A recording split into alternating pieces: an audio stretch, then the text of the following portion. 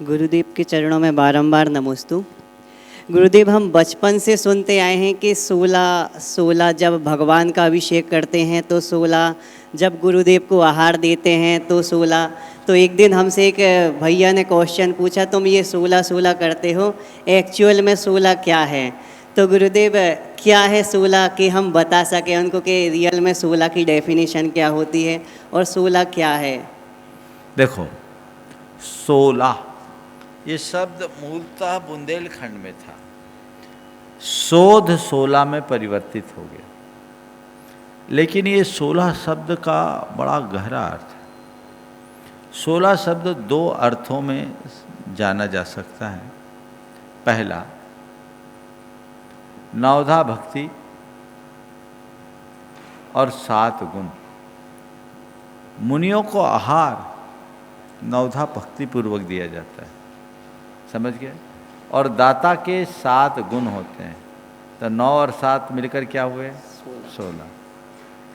इसी प्रकार आप लोग चौका लगाते हैं। चौका में द्रव्य, क्षेत्र, काल, भाव की शुद्धि होती है। 4 है।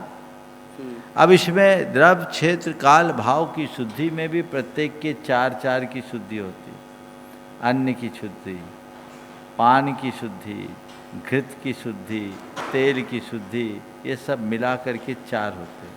क्षेत्र, बर्तन की शुद्धि, आधार की शुद्धि, प्रकाश की शुद्धि आदि मिलाकर, तो ये द्रव्य, क्षेत्र, काल, भाव 4 प्रकार से शुद्ध किए जाते हैं, इसलिए 16 हो जाते हैं।